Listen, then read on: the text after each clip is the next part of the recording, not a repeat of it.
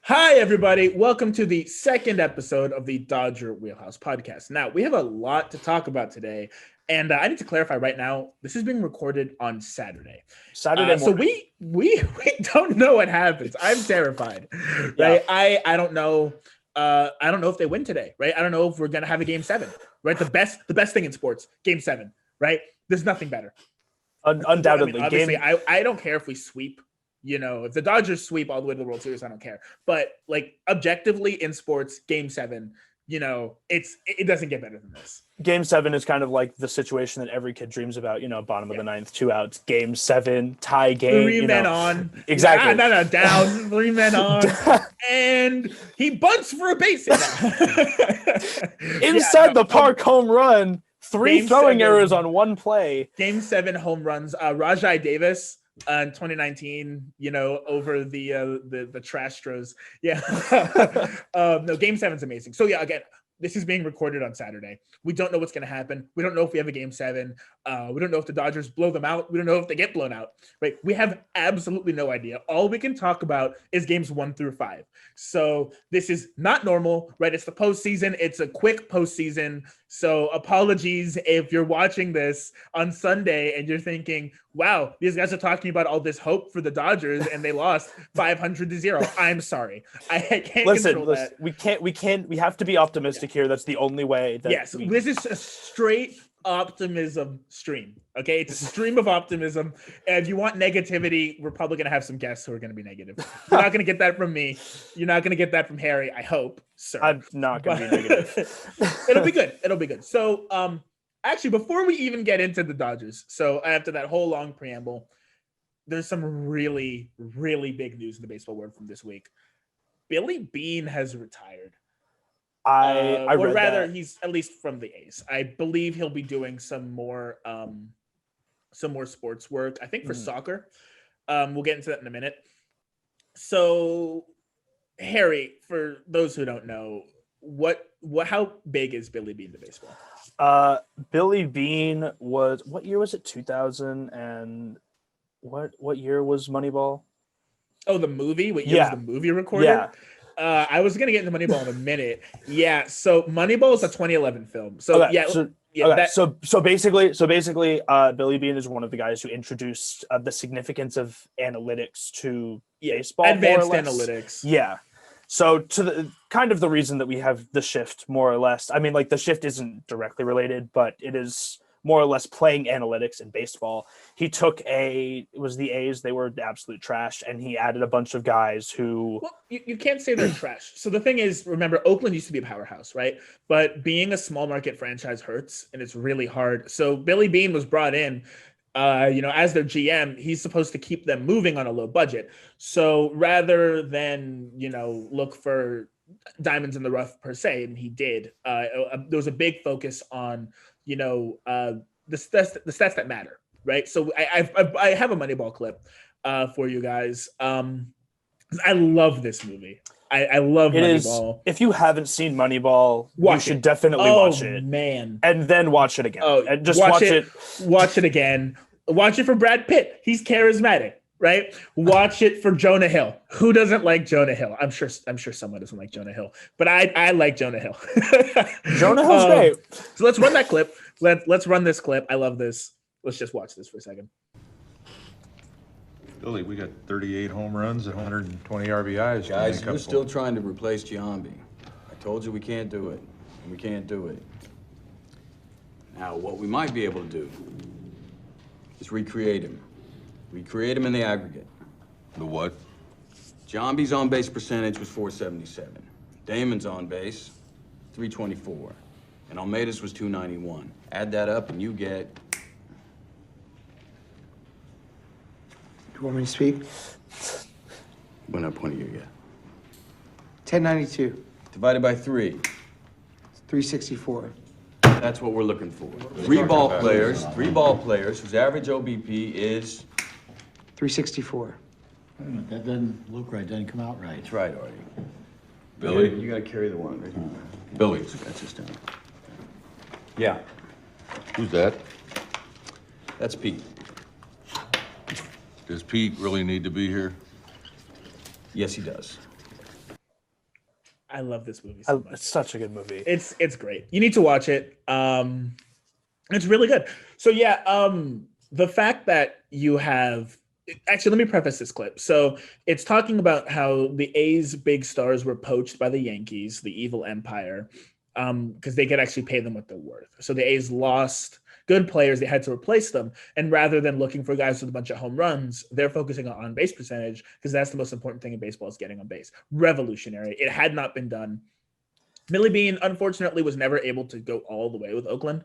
In his tenure, he got them close. And, you know, as he'll say, he can get you to the postseason. Postseason baseball is his own mistress. I mean, hell, the Rays, right? They go up 3-0 against the Astros. Everyone's thinking, sweep, sweep, sweep. And then now it's a 3-3. I was ready for the broom. When you see this, that series will be over. Right? Yeah. Please. I don't know. I'm rooting for the Rays, but my heart tells me that I'm going to be disappointed. I don't exactly have a horse in this race. Hold on. I don't exactly have a horse in this race in the sense of like I am not a fan of either team. I just cannot stand the Astros. You do have a horse in the race, though. Dodger fans should have a vested interest in an Astros collapse. The last time I had hope. Actually, you know what? Granted, the best part of 2019, the postseason, was the fact that the Astros lost to the Nationals. Yeah. That was the best part of the 2019 admittedly, postseason. I didn't hate them back then. You know, from 2017, you know, until the scandal actually broke. And again, I promise we'll have a full episode on this. I actually thought the Astros were really cool. You know, I thought Altuve was cool. I mean, like, how could you hate them? Because before we knew they were cheating, like, yeah, they beat us. It was like, I thought the best series in baseball history. You know, Game 5 with those home runs. You know, when it was legitimate, that was like, no, obviously we lost. Right. But though, like Game 5 was up there with Gibson's home run for me in terms of just like pure. I would say I couldn't rewatch it because we lost, but it was amazing. It was a great game. That was watching it live. I was game. losing my mind. So I mean, it's hard to. It was hard then to hate the Astros. Now it's just a black pit. But that's a whole different thing entirely. Although Yuli Gurriel. I can't stand him. But we'll get into that later. Point being, Billy Beane retired. He wasn't able to get it done, but he showed that small markets can hang with the big dogs. Right now, the problem is that the big teams picked up analytics, and so now they can do Moneyball, but with more money. So Moneyball, Moneyer ball, Money-esque ball, right? Which is, I mean, the Dodgers. Andrew Friedman came over from the Rays, who have an amazing front office, and Friedman, you know, is great at his job. And now he's doing it for a team who can afford to get Mookie Betts, right? Like now it's gone from, okay, like we can spend $300K on this guy versus, okay, let's find a guy who we can get the best for 10 million, 20 million. It means so much more. And that's the big thing. Mm-hmm. You know, that's what's unfortunate for Billy Beane. I mean, he definitely paved the way, I feel, into a new era of baseball, more or less, where it's not, I mean, like, baseball's always been a game about stats. Baseball always has, like, the weirdest stats. It's the stat game. It's the stat game. But for he introduced a new way to look at stats and to give smaller teams a fighting chance, more or less. Yeah. Unfortunately, we cannot spend all episode talking about Moneyball. Yeah, I really want to. Oh, my God. Maybe we do a Billy Beane episode. Because I love Billy Beane. Right. But we got to get into the Dodgers. So again, I can't stop saying this. I don't know what's going to happen, and it terrifies me. I fear the unknown. But we got to talk. So this is. I don't want to say this is braggadocious, but I'm going to say if you go back to episode 1, which you should or don't, but you should. We talk. It's great. I had a Nostradamus moment. You know, I had an oracle, you know, looking through the bones, if you know Greek mythology. I was a little right. So we talked for a bit about the Dodgers pitching staff and how we thought they'd match up well. Spoiler alert, not really. We were wrong about that.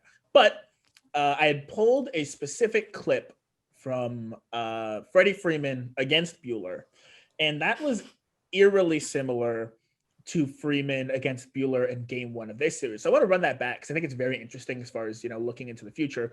So let's pull that clip up. Yep. Yeah. That's what I'll say. So we're gonna run first the Freddie Freeman clip. All right, we're gonna run that clip. Freddie Freeman taking Walker Buehler Oh my to God. the yard. It's hard to watch. Right? Just gone. Oh God. Just gone. He almost got that off the tarp, that dude. Now, real quick note, Dodger Stadium doesn't look like that anymore, which kind of makes me sad. Grew up there. But Yep. yeah, Freddie Freeman, Bueller. No, I don't need you. I'm Freddie Freeman. I'm going to send you adios. Goodbye, Shadow Zone. Gone. But there's a bit of a mistake there. So we're going to actually run this back for y'all. And if you'll look and see, Freddie Freeman caught that in about the lower, like bottom left of the zone as far as quadrants go. And we're actually going to pull up right now Freddie Freeman's zone chart, right? So a zone chart basically just says, where you should be pitching to a guy, where you shouldn't, right? Hot and cold, if you will, if you remember that game. You're hot, you're cold, all that, right? So Freddie Freeman gets most of his pitches to the bottom left of the zone, right? That's deep red. And that's because he's not very good there, right? His exit velocity in the bottom left, only 86. That's not high at all, right? His home run breakdown in that zone, 0. It doesn't really happen. It's straight cold. Yeah. Base hits, it's a 4. It's okay. Not really. It's cold. Yeah. Right. Freddie Freeman. So Bueller made an okay mistake. When a guy gets you there, he's not supposed to. Right. Now, Freddie Freeman is real hot to the top left of the zone. Right. Middle. Obviously, you're hot. Top left of the zone, he's good. Bueller didn't put it there. Right. In fact, that ball looked like it was going to go there. It dropped. So that's a really good pitch. So I'm okay with that. I'll say that first and foremost. I'm okay with that pitch. I don't have an issue with that at all. I think it happens. Sometimes a guy gets you. Okay, so yeah, he got him there. So now we're gonna run. he got him, ladies and gentlemen. He got him. So now we're gonna pull up the game. This is game 1, right? Set a tone for the series. Unfortunately, second at bat of the game. Acuna had just flown out. So let's run this little clip here. Man, I was so hyped.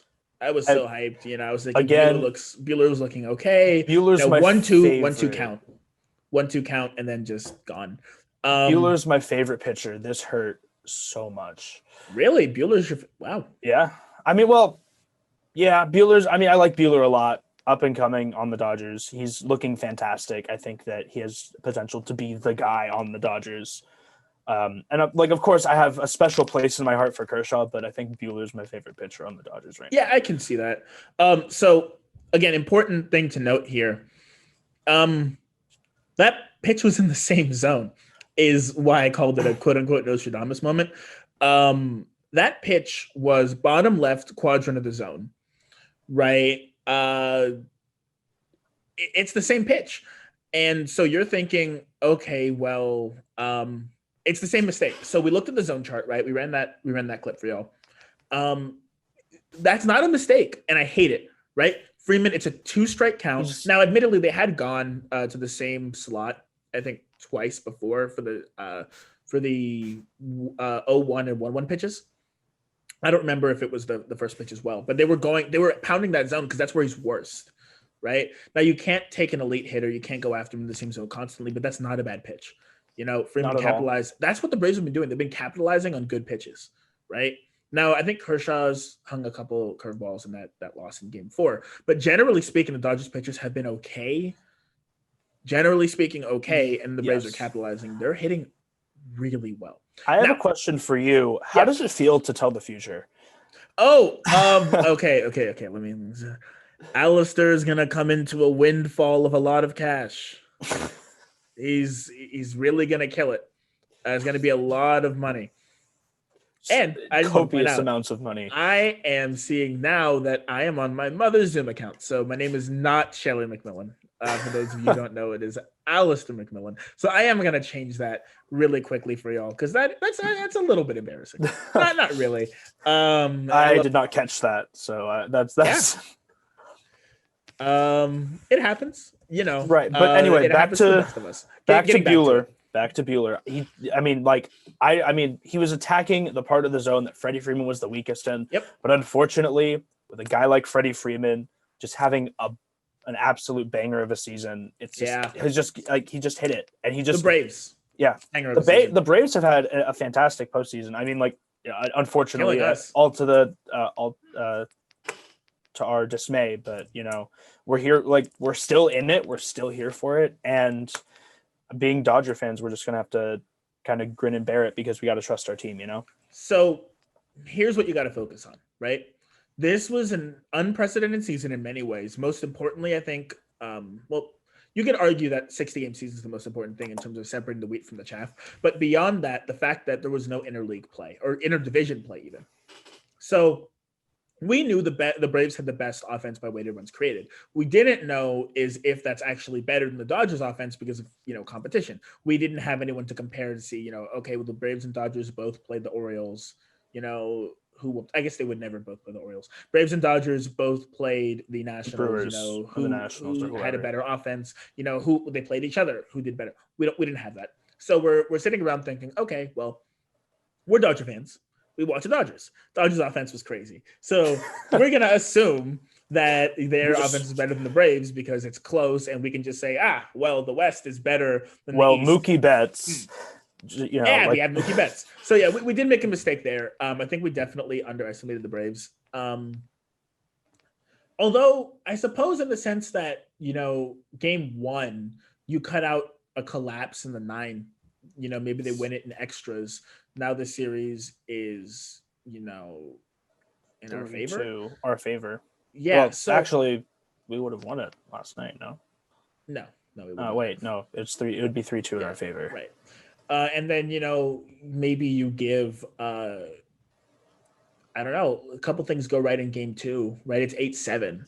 If that rally continues, maybe. So I'm not even going to say we underestimated the Braves. I think we saw the series is going to be close. We just saw it as going the other way, right? So I don't hate that.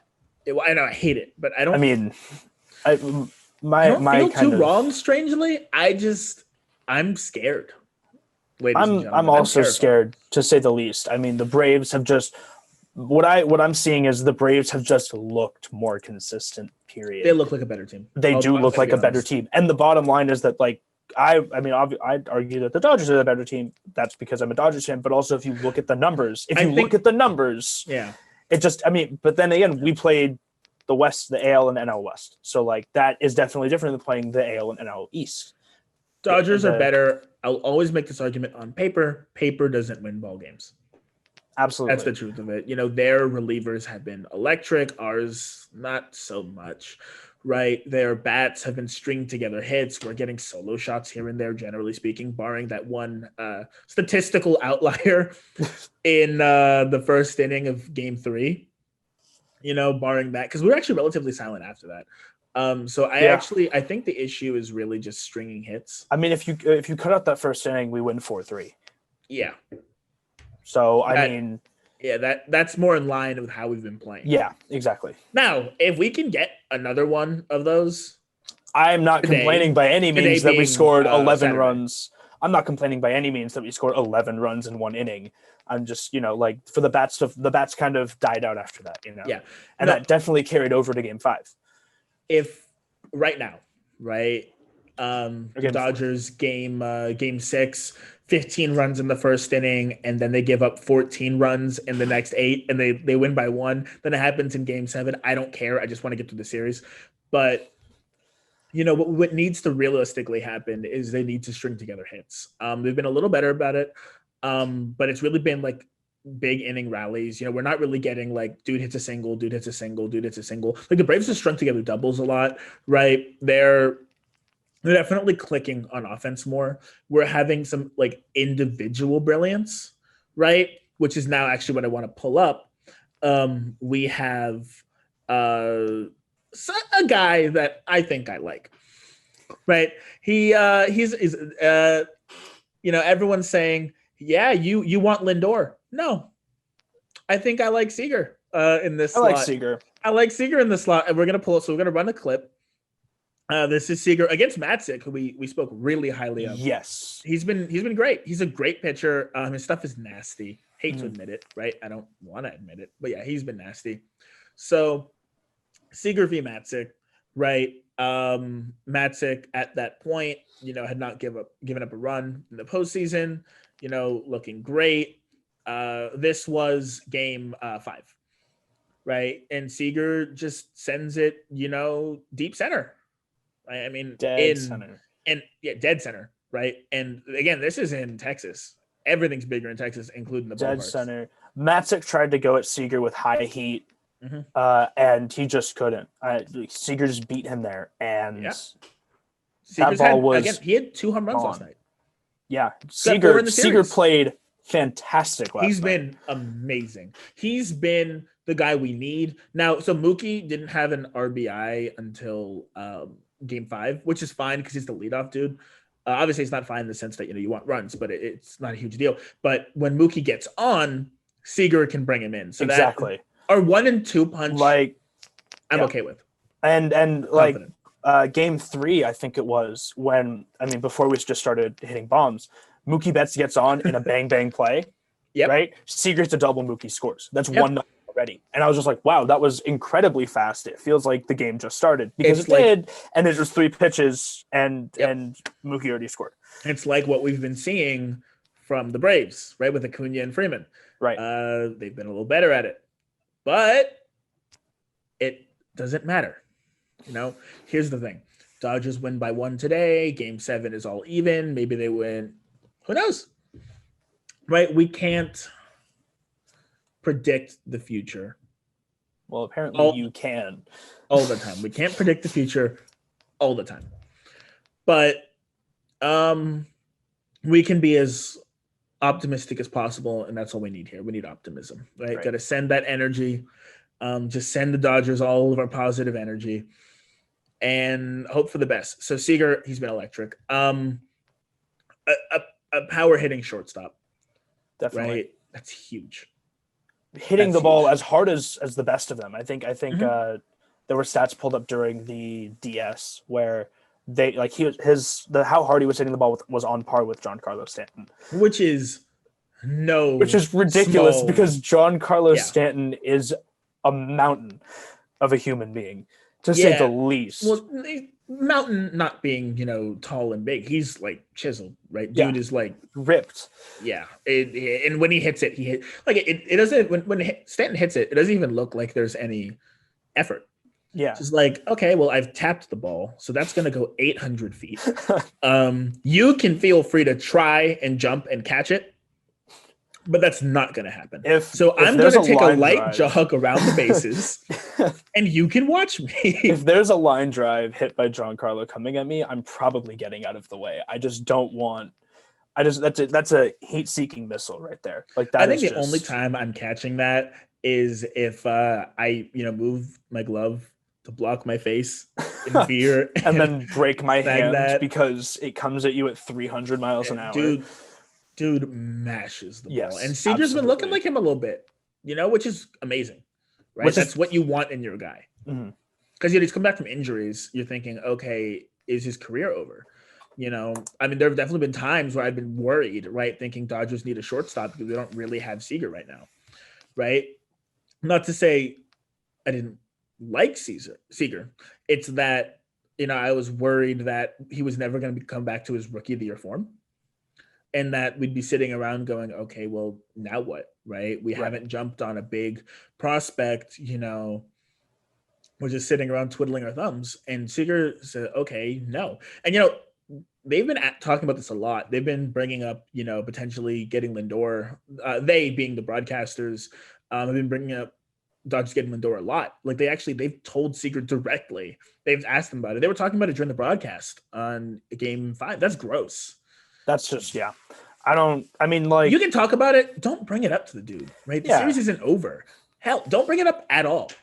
Right? When he's having an electric year. Now, I mean, I guess obviously phrase it as the doubters have been saying that the Dodgers are going to get Lindor. How do you feel? Even then, I don't like it. I mean, Seager's been playing his game and he's been doing a fantastic job. He's been producing. He's been Mm-hmm. hitting the ball hard. He's fast on the bases, right? He's solid defensively. And that's just what you like to see out of a shortstop, period. Yeah, that's what you want to see. And the fact of the matter is that he's been in LA since his rookie year. So, I mean, we've stuck through it. We've stuck through it with him through thick and thin. He's homegrown. Prospect. Exactly. Yeah.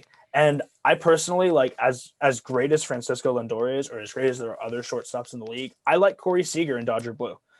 Mm-hmm. Now, wait, hold up now. There's been a lot of talk about the NL potentially keeping the DH permanently. And I'm not going to start the whole argument of, it's not real baseball versus it's fun. I'm like strangely down the middle, because on one hand, when you see Ryu, go deep and hit a home run, and then you hear them call him Babe Ryu, I love it so much. On the other hand, speaking as a Dodger fan specifically, right? I think the Dodgers do a lot better if we have a DH, because we have more money to spend getting a great DH. So it works in our favor, right? And now you could say, well, Alistair, there's less parity in the league now. Admittedly, like, the end of the day, if it means the Dodgers get a ring, I don't really want as much parity. Like, if I'm a small market fan, I'm pissed. And I get that, but I'm not. Right, I literally can't relate. So, I guess it's bad for baseball. But speaking like solely for the Dodgers, I feel like Dodger fans should want the DH, if only because it raises our chances as a team. Right. That being said, it doesn't feel like Dodger baseball. I'll admit it. You definitely lose the strategy of moving pitchers. It doesn't feel right entirely, but I definitely think that adding in the pitcher rule along with having a DH was a good move, because that means that there's splitting still the two leagues. No, I mean adding the pitcher changes, and a pitcher needs to face 3 batters or end the inning barring injury. Just to clear that up before we move on, for those of you who don't know, there's a new rule from this year that says that a pitcher must face 3 batters or get to the end of the inning. What you used to be able to do was you could have a loogie or a left-hander who's only trying to get 1 out.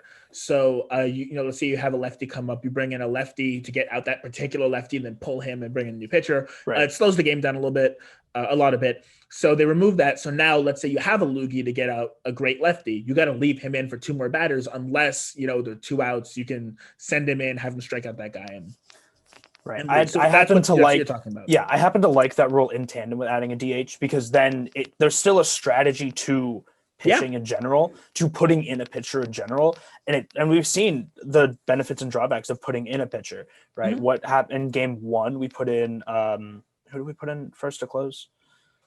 First. Oh, game 1. Game 1. I've off the top of my Wasn't head, it Baez? I want to say Baez. Yeah. I'll pull that up for you. I mean, we put in a guy, I'm pretty sure it was Pedro Baez, and he didn't really do well. And then we ended up having to burn another 2 pitchers because Baez had to stay in the inning and stay in the game to get those 3 outs. So you can see the strategy play out as into throwing someone versus not throwing someone, which I personally prefer instead of having someone hit for someone else, because it's very hard to come into the game and just get a hit, especially at a major league level. I speak from experience, more or less, not that I have major league experience, but playing baseball, coming in cold, trying to get a hit is difficult. Game 1, Jake McGee came in. Blake Trinan came in, gave up 3 runs on 3 hits. Jake McGee came in, gave up 1 run on 1 hit to close out the 9th, which was a disaster. Yeah. So obviously that particular one didn't work in our favor. Generally speaking, right, what you want is I'm an offense first guy, right? I love watching offense. So I like that you bring in a reliever, and then he's looking terrible. So I like that the offense can jump on him a little bit, because the thing is, baseball already favors pitchers to an absurd degree. Hitting is, I'll argue, the hardest thing to do in all professional sports. It's hard, right? Hitting is really, really, really hard. And, the better pitchers get, the harder it gets, and then now you have other advantages, right? Like if they can just send in 1 guy just to beat you, But if they send in that guy to beat you and they can deal with your teammates who are better against the guy, you have more of a chance as an offense. So you'll probably have fewer, 0-3 games, maybe a couple more, 5-2, right? One starter, and starters have been getting shorter leashes. Recently, like it compared to old eras where you had like CGs constantly, right? Dudes are doing complete games, and complete game shutouts for those of you who aren't necessarily aware, much more frequently. And you don't have that. Yeah. And now everyone's just pitching matchups. Everyone's like a reliever will come in and throw an inning. And I personally prefer a workhorse as to a guy that will just close out an inning. Like, yeah, sure, there is value in a closer for sure. Someone who can come in for sub 20 pitches and just be dominant around the plate. I think the closer role is outdated. Really? Yeah. So what we've been seeing a lot recently is rather than, I think the Rays actually pioneered this, rather than having a closer who's your shutout guy for the ninth, just have a high leverage reliever to use when you most need him. So why, if you're the Yankees, right, why hold Mariano Rivera, right, until the ninth inning? When in a close game, maybe you have 2 men on, no outs, right, in the fourth. You could bring him in then and shut down that inning as opposed to doing damage control in the ninth. Because you put him in when they're most needed, right. Not when. I think closers are outdated. I really do. All right, you just think, and I think Roberts is holding on to that. You think high leverage? Yeah, high leverage reliever instead of closer. I love the mystique of a closer, right? So you have, Dennis Eckersley is in. Kirk Gibson comes up. Eckersley's their lights out closer. Oh, Gibson sends it sky high, back at the wall, gone. I love it. Let me look this up real quick. It's unnecessary. I don't think we need it. I think we just need to pitch our guys in our best spots, right? I think Roberts has been super archaic with Kenley. I think having Kenley and saying, okay, this guy's pitching the ninth and this guy's our setup guy. Screw it, right? Yeah. Look at who's coming up to the best matchup. If you have Jansen, who's good against their dudes in the seventh, throw him in the seventh, right? I mean, think about it. Like, it doesn't matter all that much when the runs come, right? When you're stopping runs. Yeah. I mean, obviously, it's harder to respond, but at the end of the day, if they score 2 runs in the 8th or 2 runs in the 9th, 2 runs in the 5th, there isn't enough difference there. At the end of the day, for me to say, okay, this is worth, because if you can stop 2 runs coming in the 5th, right? But you're more that you burn your best reliever, so maybe they get one off of your guy who would have come in the 5th. I don't know. I just rather have our best guy come in when we need him the most. And I don't think a closer is when we need it. I think Mariano Rivera is going to go down as the last great closer because I don't think we're going to have that. I think the Rays have pioneered this in a Billy Beane style to pay homage to one of the greats. I don't think we got closers anymore. I think we'll see, with the older managers, Dusty Baker, Dave Roberts is, kind of up there. I think those guys are going to be slower to change. Mm-hmm. But analytics-based front offices are going to say, hey, you guys are being ridiculous.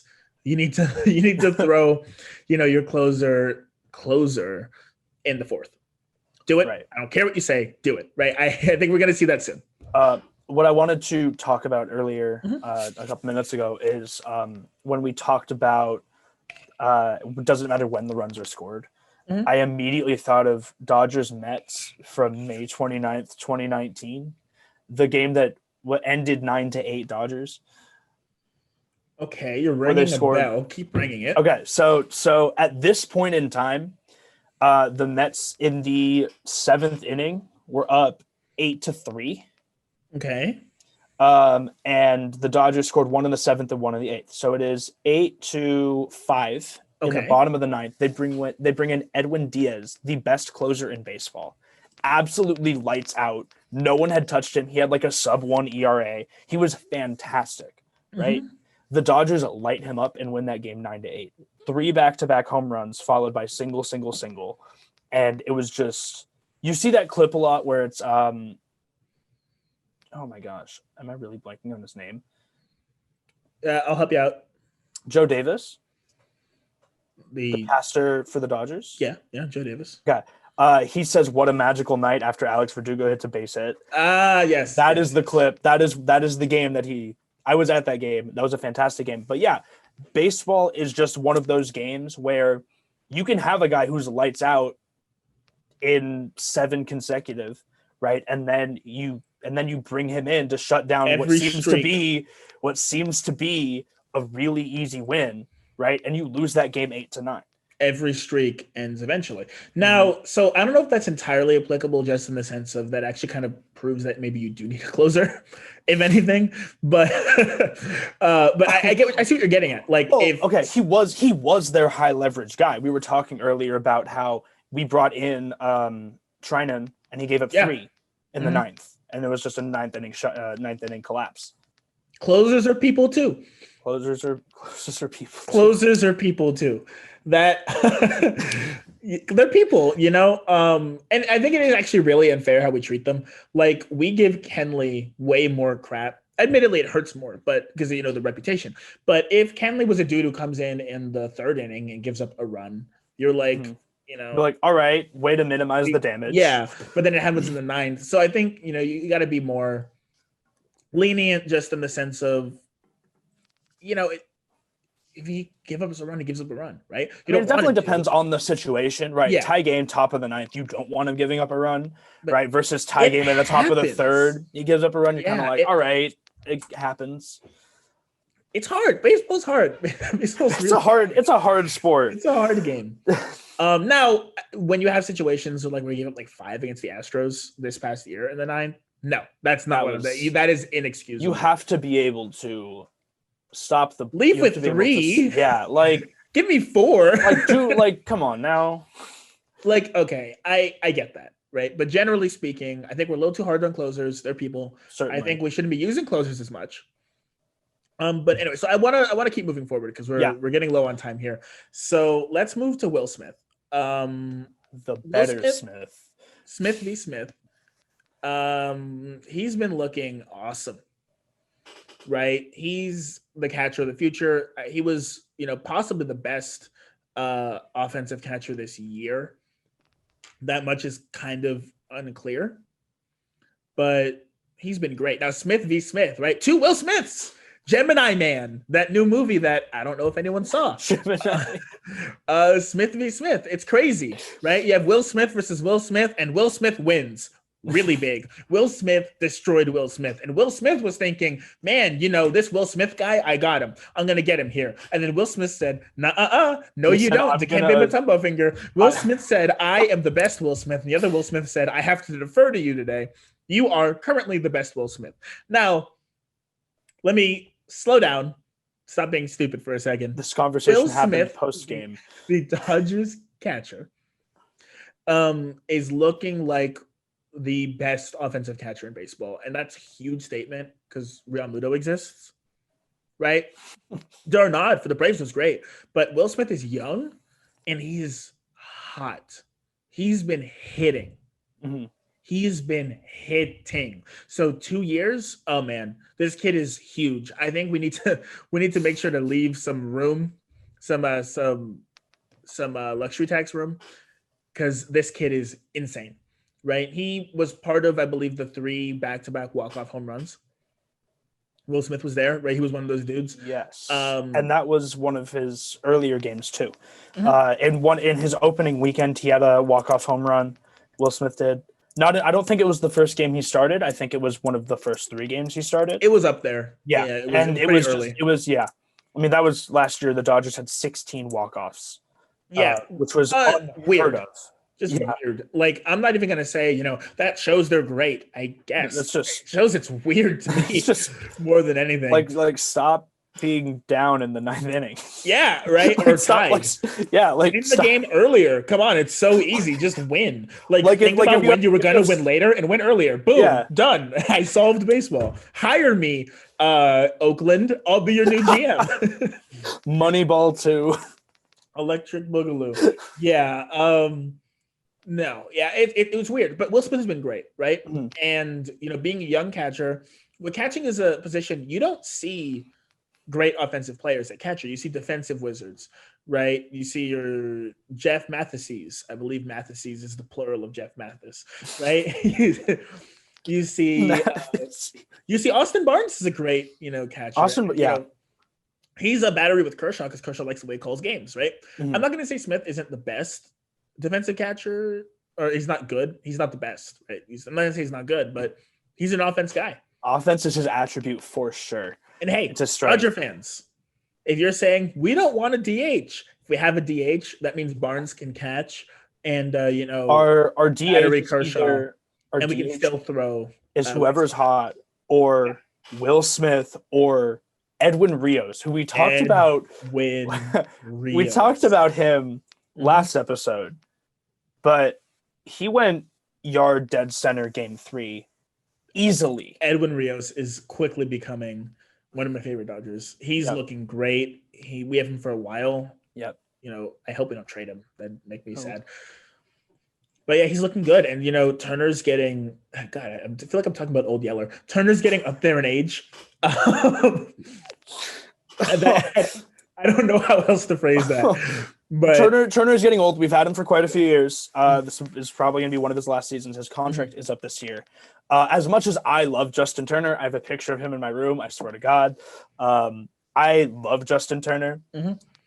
Fear the beard was something that Alistair and I made a habit of saying in 2017-18. You mean made a habit of screaming at the top of our lungs at whoever happened to be in the right field for the visiting team? Yes. We yelled that quite a bit. Yep. We've certainly acted out of pocket in the right field the right field section. Yep. Certainly some distracting phrases have been hurled at members of opposing clubs, not even necessarily people facing the Dodgers in the World Cup, the World Baseball Classic. The World Baseball Classic. We were very, very loud. We should cover the World Baseball Classic in another episode because there's so much to talk about. Yes. Yeah, let's not get too far. Okay. So anyway, have we run the Will Smith clip, or are we going to run the Will Smith clip? Well, I was looking at it. Let's run it one more time. Yeah, let's run it. Let's run it back one more time. Run that Will Smith clip one more time, because who doesn't want to see Will Smith go deep? Yeah. So, 3-2 pitch. Right. You're running out, Harry. 3-2 pitch. Against Will Smith, who hadn't been amazing. But he'd been okay, right? He was looking decent, and then lower, low and in, right? In a deep pitcher's ballpark, you're not expecting to get caught there, right?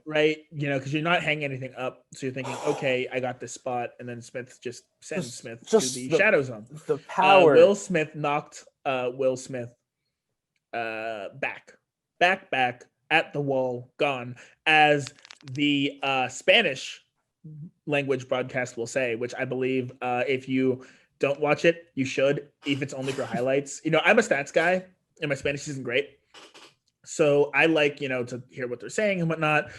Joe Buck not so much, but generally speaking, I like to hear and understand what's going on. But if you watch soccer, hey, goal, all those calls, amazing. So when you hear rather than back at the wall, gone, when you hear difícil, complicado, imposible, it's amazing, folks. It's great. And so that's what I feel when I'm watching Will Smith. Oh my God. I'm hearing that in my head. Adios. That ball was difícil. Going back, he's dudes at the wall. Complicado. And then it clears imposible. It's amazing, folks. Watch your Spanish language broadcast. There's a learn a bit of Spanish today. Learn a bit of Spanish today. Learn a little bit of Spanish. Now, all those words, were cognates. They're pretty similar in English, so I'm not going to pretend I'm some, I'm teaching. I'm not Duolingo. You are an oracle, though. Apparently, you had your Nostradamus moment.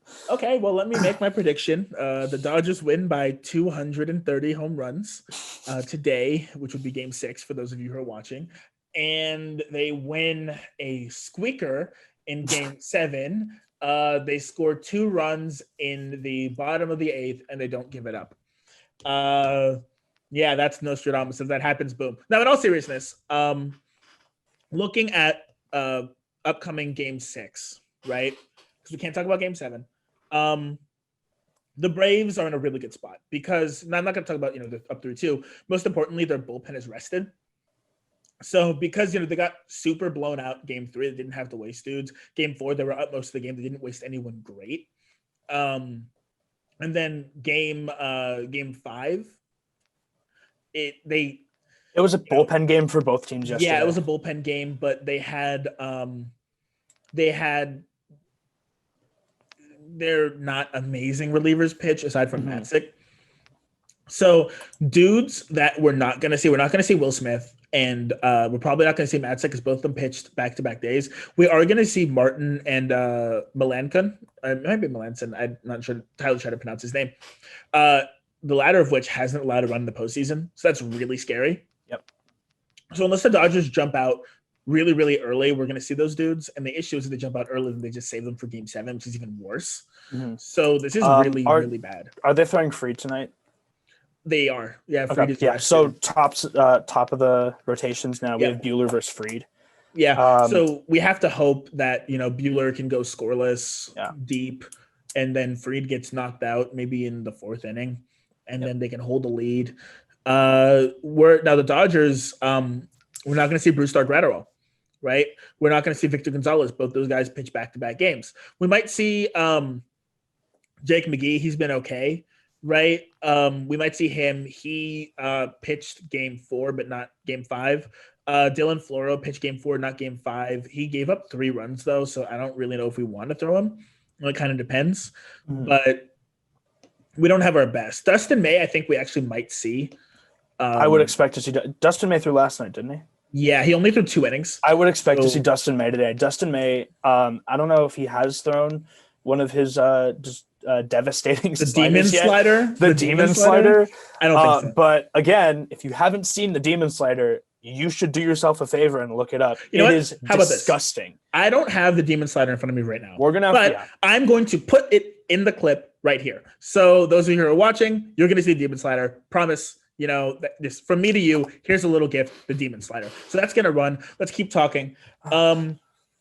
So yeah, Victor Gonzalez, we're not gonna see. He's been electric, right? I love Victor Gonzalez. Graterol. So I'm weird on Graterol in the sense that he doesn't have great movement in his pitches. He has amazing velocity, right? He's easily hitting 99, 100, but his pitches are kind of flat, like they're on a plane, in the sense that when you take a hack at Brusdar, if you're on the plane of the ball, if you catch that right out of the hand, you're making contact. Is the one thing, when he gets better off speed, he's young, right? He is at the young age of, I actually don't know this. Brusdar Graterol is only 22.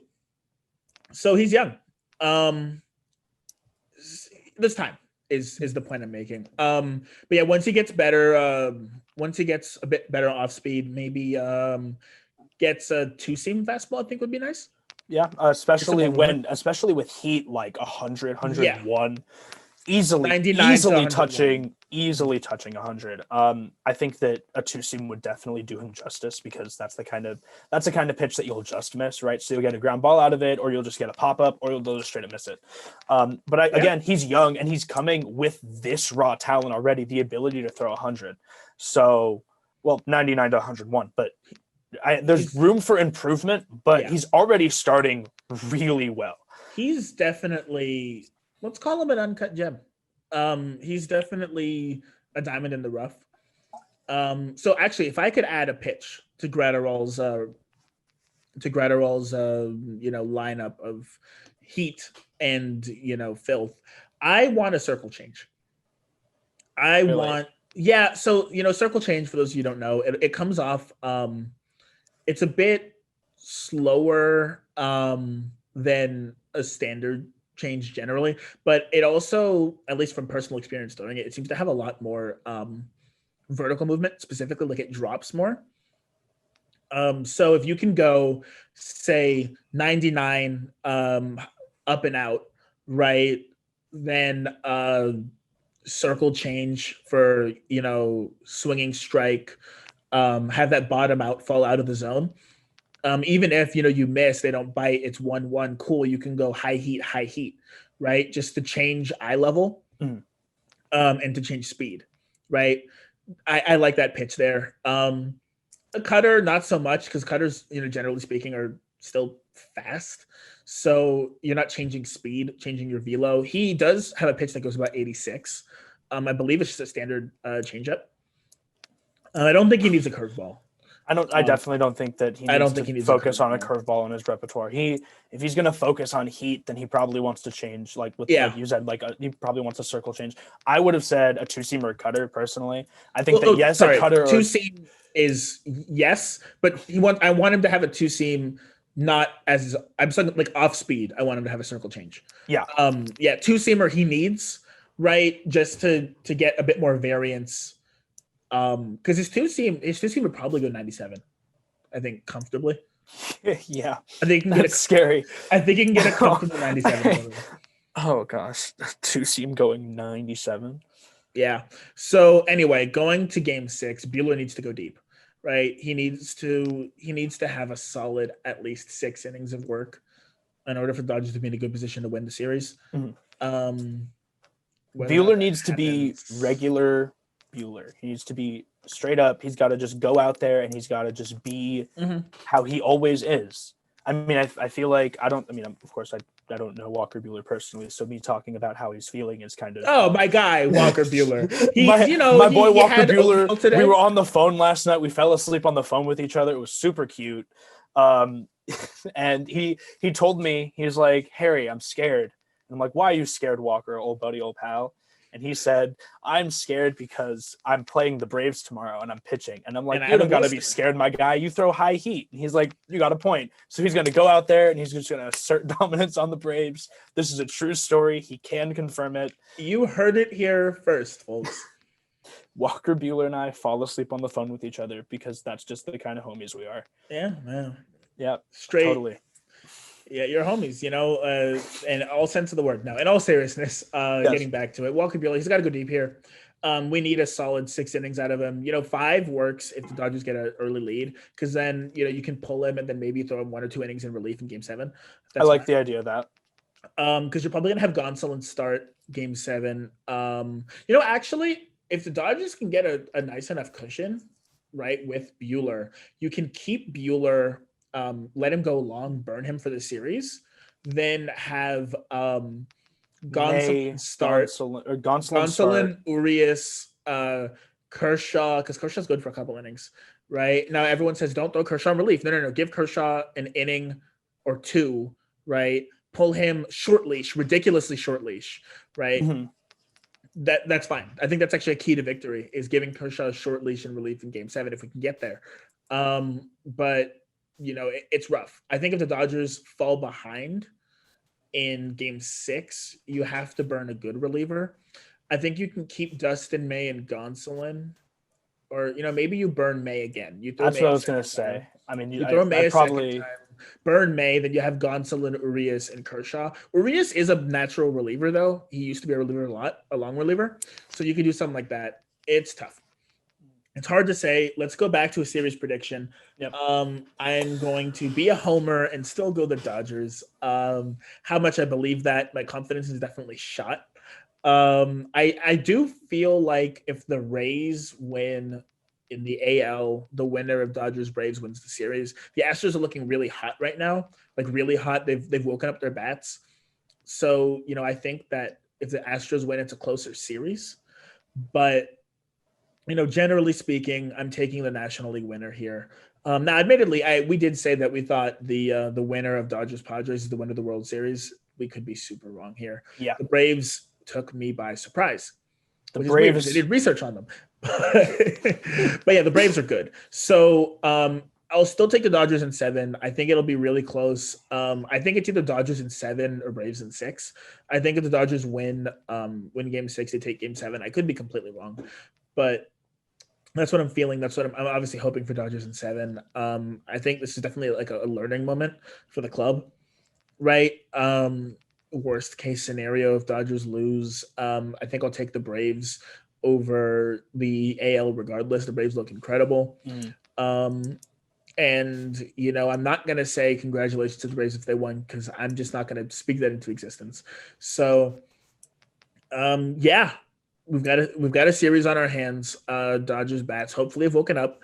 You're seeing this on Sunday, so I'm hoping that we have a game 7 today. If so, let's roll. But we don't know what's going to happen. So from there, that's all we can say, right? We're speaking. You're seeing this in the future, so we'll cut it here. We'll sign off. I'm Alistair McMillan, my co-host Harry Lebowski, and we're hoping that we can come back with another episode with some Dodger baseball in a week. If not, we'll just, when we get there, we'll get there. So yeah, we'll signing cross off. that bridge when we get there. Signing off. We'll see you next week. Adios.